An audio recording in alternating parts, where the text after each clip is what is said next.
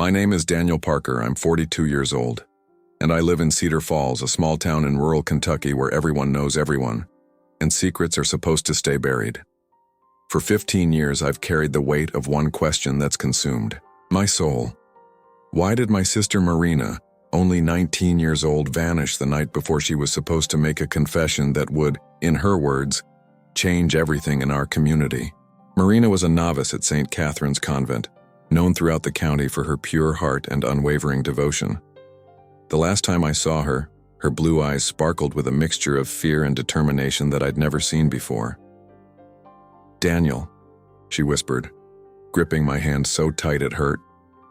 "Tomorrow I'm going to tell the truth about what I saw in the sacristy. Pray for me, brother." Those were the last words my sister ever spoke to me. The next morning, her room was empty, her clothes neatly folded on the bed, and a single white rose left on her pillow, as if she knew she'd never be coming home. But what I discovered 15 years later left our entire town in shock and shook the foundations of everything we believed. The bells of Cedar Falls Methodist Church rang 6 times that September morning, just as they had every day for the past century. But for me, Daniel Parker, each chime was a painful reminder of broken promises and unanswered prayers. 15 years. 15 long years since Marina disappeared without a trace, taking with her not only my faith but also a secret she'd sworn to reveal. I was 27 when it happened, fresh out of journalism school with dreams of working for the Louisville Courier-Journal. Now at 42, I ran the small print shop I'd inherited from Dad, but my heart had never stopped searching for answers. Marina wasn't just any girl. At 19, she possessed a light that drew people from 3 counties over. Children would run to hug her after Sunday service. Elderly folks sought her prayers for their ailments, and even the town's biggest skeptics admitted there was something special about Marina Parker. So when she chose to enter religious life at St. Catherine's Convent just outside town, nobody was surprised. "It's her calling, Danny," Mom used to say, her eyes shining with pride.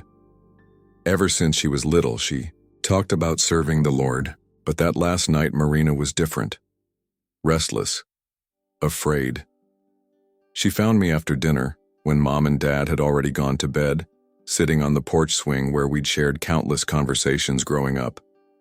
"I need to tell you something," she said, her voice barely above a whisper. "But not tonight, tomorrow after I speak with Mother Superior." "What thing, Marina? You're scaring me." She glanced around nervously as if afraid someone might be listening, even though we were alone in the quiet darkness of our family's front porch. "I saw something in the church office, Danny. Something I wasn't supposed to see. Father Mitchell, and..." She stopped, biting her lower lip. "I can't say it now, but I promise you after I make my confession tomorrow, I'll tell you everything." Father Mitchell was Cedar Falls' golden boy. A charismatic man in his early 50s, he'd arrived from Louisville 5 years earlier and quickly won over the entire community. His sermons packed the Methodist church every Sunday. His charity work was legendary, and half the town swore he had the gift of healing through prayer. "Marina, if you're in some kind of trouble..." "I'm not in trouble, Danny, but someone else might be. Someone who can't speak up for themselves." Her voice cracked slightly. "I have to do what's right, even if people don't believe me. I should have pressed harder, should have made her tell me right then and there." But Marina had always been stubborn when she set her mind to something, and I figured whatever it was could wait until morning. That was the biggest mistake of my life. The next day, Marina never showed up for morning prayer. Mother Superior called the house at 7 a.m., her voice tight with concern. "Daniel, is Marina there? She didn't come to Lauds and her bed hasn't been slept in." I still remember the sound of my own heartbeat as I raced to the convent. Marina's room was exactly as she'd left it. Bible open to Psalm 23, her simple white dress laid out for the day, and that single white rose on her pillow that made my blood run cold. The police were called. Search parties formed.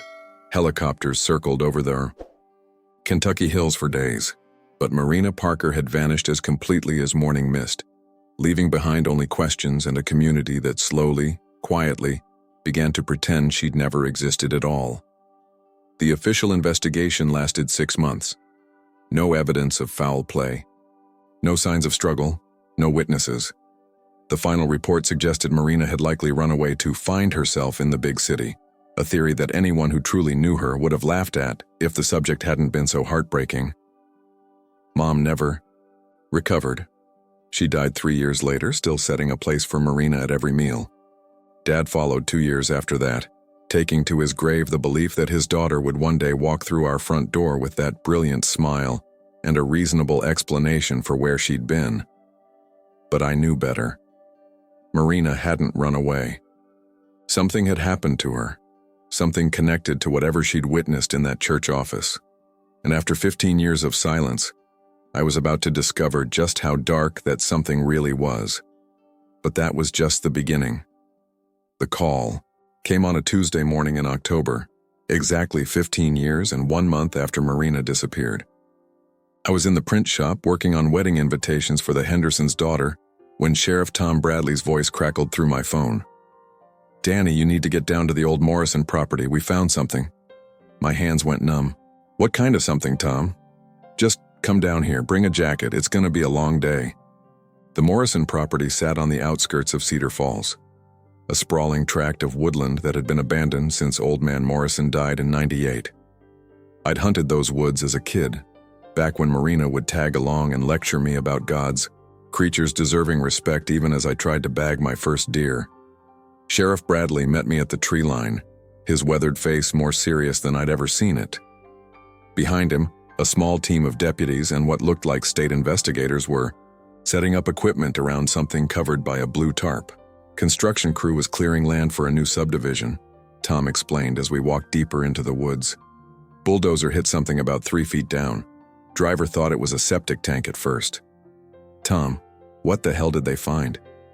Stopped walking and turned to face me, his eyes filled with something I couldn't quite identify. Pity, maybe. Or fear. "It's a concrete chamber, Danny, about the size of a small room. Been there for years, judging by the wear. And inside..." He paused, choosing his words carefully. "Inside, we found personal effects, clothing, and a journal." My heart hammered against my ribs. "Whose journal?" "We're still confirming, but Danny, one of the items has Marina's name sewn into it. That little gold cross necklace your mom gave her for her 16th birthday." The world tilted. I grabbed onto a nearby oak tree to steady myself, the same species of tree Marina used to climb as a little girl, pretending she could touch heaven if she went high enough. "Is she... Did you find..." "No body," Tom said quickly. "But there's more, the journal. It's not Marina's handwriting, it belongs to someone else, someone who was documenting activities." He led me closer to the excavation site. The concrete chamber was indeed small, maybe 8 feet by 8 feet, with a heavy metal door that looked like it belonged on a bank vault. The walls were thick, designed to muffle sound, to keep secrets buried. "Who built this thing?" I asked, though part of me already dreaded the answer.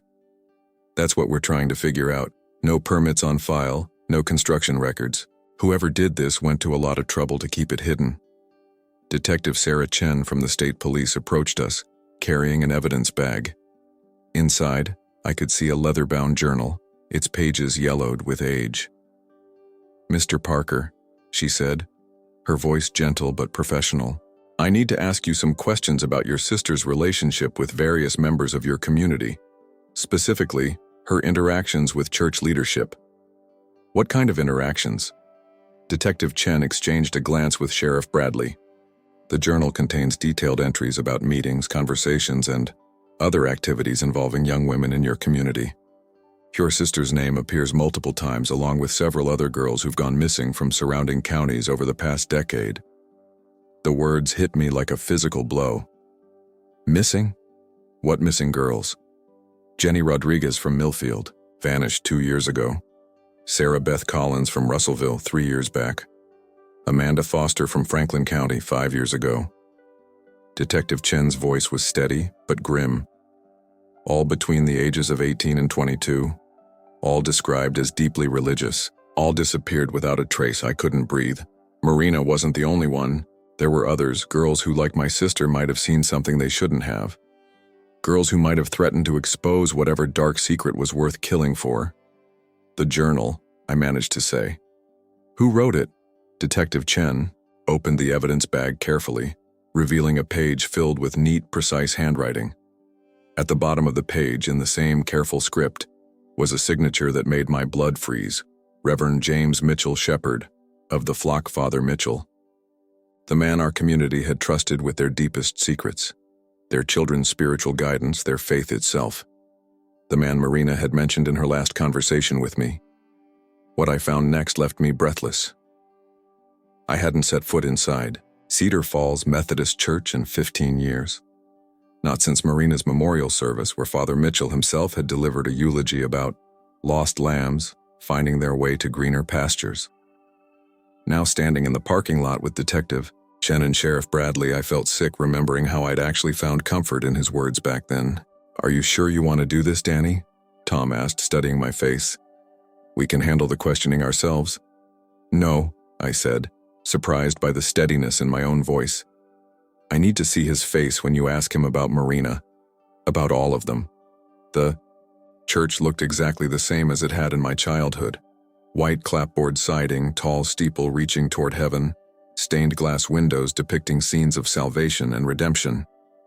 How many times had Marina and I sat in those wooden pews, listening to sermons about good triumphing over evil, never imagining that evil might be standing right behind the pulpit. Father Mitchell was in his office preparing for the evening service. Through the window I could see him bent over his desk, writing what looked like sermon notes. He appeared older than I remembered, grayer, more lined around the eyes, but still carried himself with that same quiet authority that had made him so beloved in our community. Detective Chen knocked on the doorframe. "Father Mitchell? I'm Detective Chen with the Kentucky State Police. We'd like to ask you a few questions." He looked up, and for just a split second, I saw something flicker across his face. Recognition? Fear? It was gone so quickly I almost convinced myself I'd imagined it. "Of course, Detective, please come in." His voice was warm, welcoming, exactly as I remembered. "Danny Parker, is that you? My goodness, it's been years." "Hello, Father," I managed to say, studying his face for any sign of guilt or deception. "I'm so sorry we're meeting again under these circumstances," he continued, gesturing for us to take seats. "Tom mentioned you'd found something related to Marina's disappearance. After all these years, it must be difficult." Detective Chen pulled out her notebook. "Father Mitchell, we've discovered some evidence that suggests Marina Parker may have been involved in something concerning before her disappearance. We're hoping you might be able to shed some light on her state of mind during those final weeks." "Marina was a troubled young woman," Father Mitchell said without hesitation, his tone measured and sympathetic. "Deeply spiritual, yes, but also prone to fantasies. Delusions, you might say. She came to me several times with stories that were clearly the product of an overactive imagination." My hands clenched into fists. "What kind of stories?" He turned to me with that same pastoral expression I'd seen him use on grieving families, countless times. "Danny, I know this is painful, but your sister was showing signs of severe psychological distress. She claimed to have witnessed things that simply couldn't have happened. Conversations that never took place, activities that existed only in her mind." "You're lying," I said, standing up so quickly my chair scraped against the floor. "Danny," Sheriff Bradley warned, but I ignored him. Marina wasn't delusional. She was the most grounded person I knew. If she said she saw something, she saw it. Father Mitchell's expression didn't change, but something cold crept into his eyes. "Grief can make us desperate to find meaning in tragedy, Danny. Marina was a sweet girl, but she was also deeply troubled. Her mind was fragile." Detective Chen leaned forward. "Father, we found a journal. It contains detailed entries about interactions with several young women, including Marina. Would you like to explain what those entries refer to?" For the first time, Father Mitchell hesitated, just for a heartbeat, but it was enough. I'm not sure what journal you're referring to, Detective. I keep many records of my pastoral duties, of course, counseling sessions, spiritual guidance meetings, all perfectly normal and above board. The journal we found was hidden in an underground chamber, Detective Chen continued, along with personal items belonging to Marina and potentially other missing young women. Father Mitchell stood up abruptly. I think this conversation has gone far enough. If you have specific accusations to make, I suggest you do so through proper channels. Otherwise, I have a service to prepare for. But as he moved toward the door, I noticed something that made my stomach lurch. On his desk, partially hidden under sermon notes, was a small stack of photographs. And in the top photo, I could clearly see a young woman with dark hair and a white dress, a young woman who looked exactly like Marina. I couldn't believe what I saw through the window. That night I couldn't sleep. Every time I closed my eyes, I saw that photograph on Father Mitchell's desk. Marina's face, or someone who looked exactly like her, staring back at me from what appeared to be the inside of that concrete chamber. At 3 a.m. I gave up trying to rest and drove back to the church. If Father Mitchell was hiding something, I was going to find it. The building was dark, but I knew every entrance from my years as an altar boy. The side door near the fellowship hall had never latched properly, a secret Marina and I had discovered as kids when we'd sneak in to practice piano. Inside, the church felt different in the darkness. Shadows seemed deeper, the familiar crosses and religious artwork taking on sinister shapes in the dim light filtering through stained glass windows. I made my way to Father Mitchell's office, my heart pounding so loudly I was sure it would wake the entire neighborhood. The office door was unlocked. Inside, moonlight illuminated the desk where I'd seen those photographs just hours earlier. But now the desk was clean. No photos, no sermon notes, nothing but a small lamp and a leather-bound Bible. I searched through drawers, filing cabinets, anywhere something might be hidden. Nothing. Father Mitchell had cleaned house after our visit, removing any evidence that might incriminate him. But then I remembered something from my childhood. The church had been built in 1892, and like many old buildings, it had hidden spaces. Marina and I had discovered a small room behind the organ when we were kids, a place where hymnals and Christmas decorations were stored. We'd called it our secret fortress. I made my way to the sanctuary, feeling along the wall behind the massive pipe organ until I found the nearly invisible seam that marked the hidden door. It opened with a soft click, revealing the cramped storage space beyond. But this wasn't the innocent hiding place Marina and I had played in as children. The small room had been transformed into something else entirely. The walls were lined with filing cabinets, and a small desk held a computer and several external hard drives. This was Father Mitchell's real office, the place where he kept his secrets. I powered up the computer, praying it wouldn't be password protected. To my amazement, it opened directly to the desktop. Either Father Mitchell was overconfident, or he'd left in such a hurry after our confrontation that he'd forgotten to secure it. The hard drives contained thousands of files, photos, videos, documents, all meticulously organized and labeled with dates going back nearly 15 years. My hands shook as I opened the first folder. Marina Parker, initial contact, March 15, 2008. The photo showed my sister at 19, radiant in her novice robes, standing in what I now recognized as the concrete chamber. But she wasn't alone. Father Mitchell was beside her, his hand on her shoulder, both of them smiling at the camera. I scrolled through more photos, my horror growing with each image. Marina in that underground room, looking increasingly frightened and confused. Other girls I didn't recognize, all young, all beautiful, all with that same look of growing terror in their eyes. But it was the video files that nearly broke me. Hours of footage showing Father Mitchell's spiritual counseling sessions with these young women. Sessions that started with prayer and ended with unspeakable violations of trust and innocence. In one video, dated just 2 days before Marina disappeared, I watched my sister confront him. "This is wrong." Her voice came through the computer, speakers strong despite her obvious fear. "What you're doing to these girls, what you did to me, it's evil. I'm going to tell everyone. I'm going to make sure you never hurt anyone else." Father Mitchell's response was calm, almost gentle. "Marina, sweetheart, who's going to believe you? I'm a man of God. You're a troubled young woman with a history of mental instability. Your own family will think you've had a breakdown. My brother will believe me. Daniel will listen. Will he? Even when I show him the photos of you participating willingly? Even when I explain how you seduced me, how you begged for these sessions?"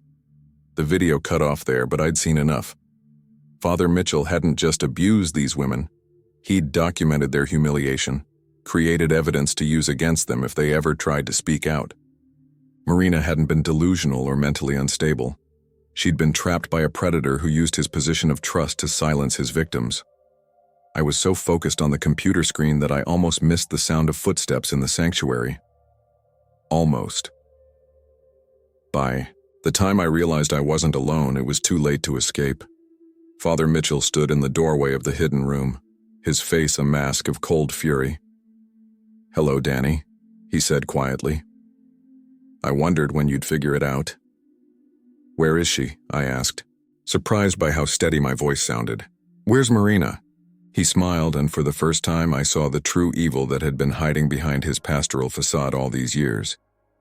"Marina is at peace, Danny. They all are. Sometimes God calls his angels home early." "You killed her." "I saved her," he corrected. "From the burden of carrying secrets she wasn't strong enough to handle. From the pain of living with knowledge that would have destroyed her faith." I looked at the computer screen, still displaying those horrific images. "The other girls. Jenny, Rodriguez, Sarah Beth Collins, Amanda Foster, you killed them too." "I shepherded them to a better place," Father Mitchell said, his voice taking on the same tone he'd used in countless sermons. "They were going to expose God's work, Danny. They were going to destroy the ministry that has brought salvation to so many souls." "God's work?" I couldn't keep the rage from my voice. "You call rape and murder God's work?" His expression darkened. "You wouldn't understand. You've never felt the call to serve a higher purpose. Sometimes shepherds must make difficult choices to protect the flock." What I found next left me breathless. "You're coming with me, Danny," Father Mitchell said, pulling a small revolver from his jacket pocket. "We're going to take a drive, and you're going to understand why everything I've done has been necessary." My mind raced, trying to find a way out of the hidden room. The space was cramped with only one exit, and Father Mitchell blocked it completely. But I had one advantage. He didn't know I'd already called Detective Chen before coming to the church. If I could stall long enough— "The journal the police found," I said, trying to keep him talking. "You wrote about Marina, about what you did to her. Why would you document it if you knew it could be used as evidence?" Father Mitchell laughed, but there was no humor in it. "That journal was never supposed to be found, Danny. It was my private record, my way of remembering the souls I've guided to salvation. Each entry was a prayer, a memorial to their sacrifice." Sacrifice? The word came out as a growl. "You murdered innocent women and called it sacrifice." "They weren't innocent." His voice rose, and for the first time I saw cracks in his controlled facade. "They were temptresses, Danny. Jezebels who use their beauty and purity to lead men astray. Do you think I wanted to be attracted to them? Do you think I chose to fall into temptation? So you killed them to save yourself?" "I killed them to save others," he said, his voice returning to that eerily calm pastoral tone. "Each one was going to expose our ministry, destroy the good work we were doing in this community. Marina was going to tear down everything we'd built, here just to satisfy her own need for attention. Our ministry?" I caught the word he'd used. "You weren't working alone." Father Mitchell's eyes narrowed, and I realized I'd stumbled onto something bigger than one predator hiding behind a collar. "Move," he said, gesturing with the gun toward the main sanctuary. "We're going to take that drive now." I had no choice but to comply. As we walked through the church, I noticed details I'd missed before. The security cameras in the corners weren't just for protection. They were positioned to watch every interaction, every private moment. The soundproofing in the counseling rooms wasn't for privacy, it was to muffle screams. Outside, Father Mitchell's car waited in the empty parking lot.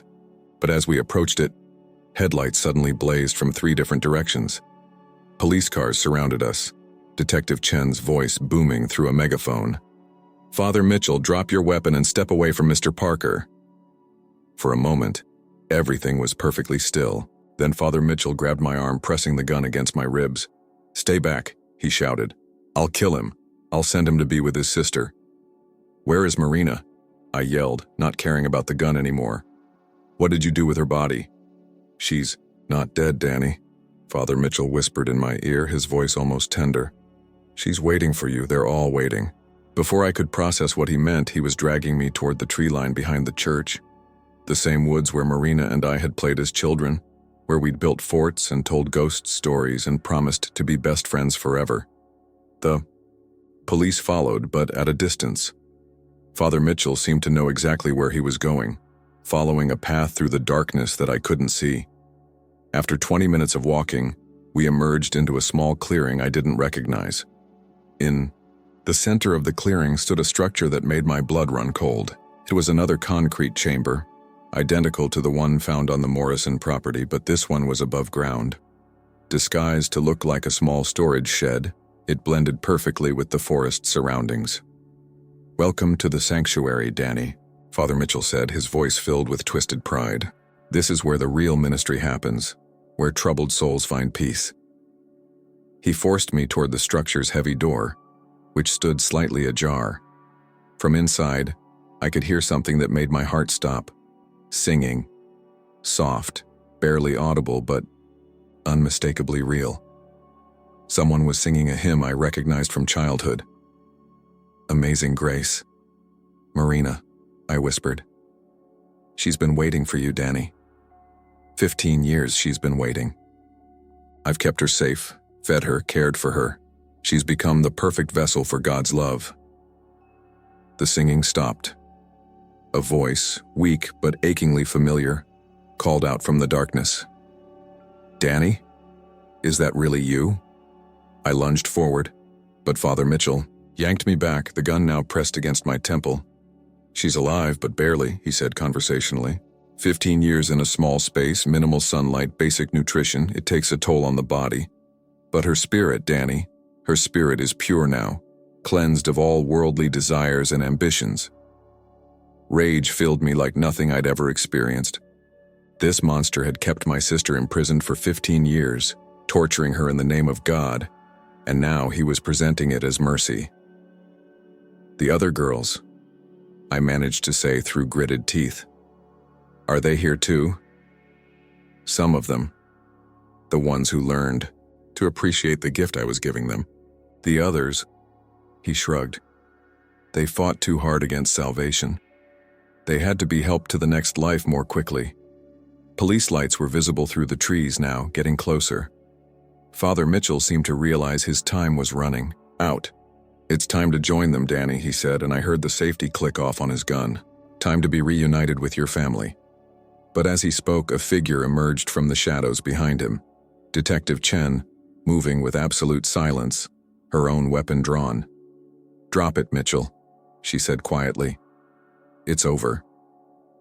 In the split second that Father Mitchell turned toward her voice, I broke free from his grip and dove toward the concrete structure. "Marina!" I shouted. "I'm coming!" The gunshot that followed echoed through the forest like thunder, but it wasn't Father Mitchell's gun that fired. He dropped the bag, and what was inside changed everything. Father Mitchell lay motionless on the forest floor, Detective Chen's single shot having ended his reign of terror with surgical precision. But I barely noticed. All my attention was focused on the concrete structure and the weak voice calling my name from inside. "Danny, is that really you?" "I'm here, Marina. I'm here." My voice broke as I fumbled with the heavy door's locking mechanism. "I'm going to get you out." The door swung open, revealing a nightmare that would haunt me for the rest of my life. The interior was divided into small cells, each barely large enough for a person to lie down. The air was stale and thick with the smell of human desperation. In the farthest cell, I saw her. Marina was 34 now, but she looked decades older. Her once golden hair was gray and brittle, her face gaunt from years of malnutrition. But her eyes, those same blue eyes that had sparkled with faith and determination, still held a light that 15 years of captivity couldn't extinguish. "You found me," she whispered as I carefully lifted her into my arms. She weighed almost nothing, fragile as a bird. "I knew you would. I prayed every day that you would." Detective Chen was on her radio, calling for ambulances and backup, but as I held my sister, I noticed movement in the other cells. 3 other women, all in various states of physical and psychological trauma, all alive but barely recognizable as the missing girls whose faces had stared at me from milk cartons and missing person posters. Jenny Rodriguez, now 22, had been captive for 2 years. Sarah Beth Collins, 25, had been missing for 3 years. And in the cell next to Marina, Amanda Foster, now 27, had somehow survived 5 years in this hellish place. "They kept us alive," Marina whispered as paramedics arrived and gently took her from my arms. "The ones who fought back, they didn't make it, but the ones who played along, like he kept us alive." As my sister was loaded into an ambulance, Detective Chen approached me with a grim expression. "There's more, Danny. We found documentation in Mitchell's car. This wasn't just his operation. He was part of something bigger, a network of predators, operating through rural churches across 3 states. She handed me a tablet displaying what appeared to be financial records and correspondence. Names I recognized from the community, prominent business leaders and religious figures, all connected by a web of money and shared secrets. The concrete chamber on the Morrison property wasn't just a hiding place, Detective Chen continued. It was a meeting place. The electronics we found there show evidence of live streaming, financial transactions, and coordination with similar operations in Tennessee and West Virginia. My stomach churned as the full scope of Father Mitchell's evil became clear. This wasn't just about one man's twisted desires. It was an organized business that treated young women as commodities. "How many others?" I asked. "We're still investigating, but based on the records we've found, potentially dozens of victims across the region. Some rescued, some..." She didn't finish the sentence. Over the following weeks, as Marina and the other survivors began their long journey toward healing, the full extent of the conspiracy unfolded. 6 prominent men in Cedar Falls were arrested, including the mayor, a county judge, and 2 other ministers. The network had been operating for over a decade, using their positions of trust to identify and exploit vulnerable young women. The FBI took over the investigation, following leads that connected to similar operations in 12 states. The concrete chambers were just the beginning. Safe houses, transportation networks, and financial systems that had turned human trafficking into a profitable business disguised as religious ministry. But perhaps the most shocking revelation came from Marina herself during one of her first interviews with federal investigators. "They didn't just want to hurt us," she said, her voice stronger each day as she recovered. "They wanted to break us completely, to prove that faith was meaningless, that goodness was just an illusion. Every time one of us prayed, they'd laugh. Every time we sang hymns, they'd mock us. But you kept singing anyway," I said, holding her hand in the hospital room. Marina smiled, the first real smile I'd seen from her since the rescue. "Of course I did. That's how I knew God hadn't abandoned us. Every song was a prayer, Danny. Every prayer was hope that someday you'd hear me calling." The trials began 6 months later. One by one, the men who had participated in or enabled Father Mitchell's network faced justice. Some pleaded guilty, others fought the charges, but the evidence was overwhelming. Tell me in the comments, would you forgive them? 2 years after that terrible night in the forest, I found myself standing in the same Cedar Falls Methodist Church where Father Mitchell had once preached. But everything was different now. The building had been reconsecrated after months of renovation and spiritual cleansing. The hidden room behind the organ had been sealed, the security cameras removed, and every trace of the evil that had festered there eliminated. A new pastor, Reverend Sarah Williams, had arrived from Tennessee, a woman whose own experience surviving clergy sexual abuse made her uniquely qualified to help our community heal. Marina sat in the front pew, still thin but healthy, her gray hair cut short in a style that somehow made her look both older and younger than her 36 years. Beside her sat Jenny, Sarah Beth, and Amanda, the other survivors who had chosen to stay in Cedar Falls and rebuild their lives here, transforming from victims into advocates for others who had suffered similar trauma. "We are gathered today," Reverend Williams said, her voice carrying clearly through the sanctuary, "not to forget the darkness that once infected this place, but to celebrate the light that has overcome it." I looked around at the congregation, smaller than it had been in Father Mitchell's day, but genuine, people who had chosen to stay and confront the evil in their midst rather than run from it, people who understood that faith isn't about blind trust in authority figures, but about trusting in something greater than human frailty. "Daniel," Reverend Williams called, "would you please come forward?" I had agreed to speak today, to share my story as part of the church's ongoing commitment to transparency and healing. As I walked to the pulpit, I saw faces I'd known all my life, some filled with guilt for not recognizing the signs, others with determination to ensure nothing like this ever happened again. 2 years ago, I began, I stood in this same spot and accused a man I trusted of terrible crimes. I was right to do so, but I was also wrong about something else. I thought that discovering the truth about Father Mitchell meant discovering that God had abandoned us, that faith itself was just an illusion used to manipulate and control. I looked directly at Marina, who nodded encouragingly. But watching my sister and the other survivors rebuild their lives, I've learned something different. Evil doesn't disprove God's existence, it proves how desperately we need Him. Not as an excuse to avoid responsibility or to blindly follow flawed leaders, but as a source of strength to do what's right even when it's difficult. The congregation was completely silent, hanging on every word. Marina kept singing hymns in that concrete cell for 15 years, not because she believed God would rescue her, but because she believed that love and hope were worth preserving, even in the darkest places. That's real faith. That's the kind of faith that changes the world. After the service, Marina and I walked to the small memorial garden that had been planted where the concrete chamber once stood.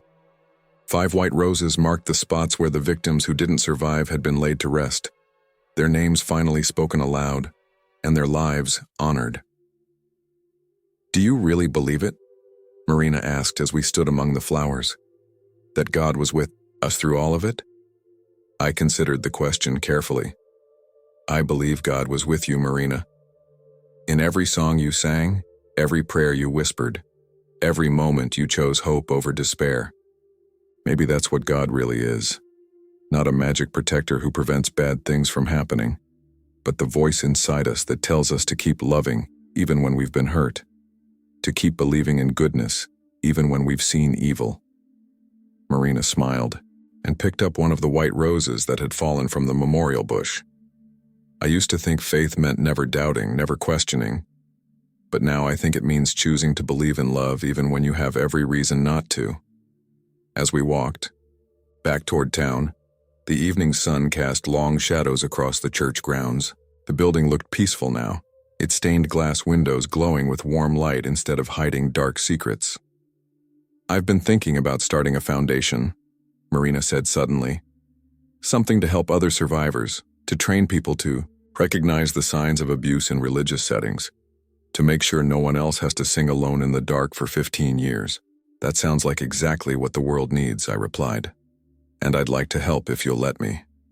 She took my arm, and for a moment, we were just brother and sister again, walking home from church on a Sunday evening, like we had countless times as children. "You know what the strangest thing is?" Marina said as we reached the main street of Cedar Falls. "I'm not angry anymore. I was for a long time. Angry at Father Mitchell, angry at the people who enabled him, angry at God for letting it happen. But anger was just another kind of prison. How did you let it go?" I realized that my survival wasn't just about me. Every day I stayed alive in that place, every song I sang, every prayer I whispered. It was a victory over the darkness. It was proof that love is stronger than hate, that hope is more powerful than despair. We stopped in front of the small apartment where Marina now lived, a cozy space filled with plants and books and all the simple pleasures she'd been denied for so long. "I'm proud of you," I said, meaning it more than I'd ever meant anything in my life. "I'm proud of us," she replied. We found each other again, Danny. Even when it seemed impossible, even when everyone else gave up, we found each other. As I drove home that evening, I thought about the question Marina had asked me at the memorial garden. Did I really believe God was with us through it all? The answer, I realized, was yes. Not because God prevented the evil from happening, but because God gave us the strength to survive it, to overcome it, and to use our pain to help others.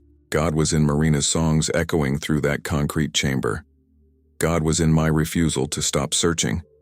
God was in Detective Chen's precise shot that ended Father Mitchell's reign of terror. God was in the courage of survivors who chose to testify and seek justice. Maybe God never left.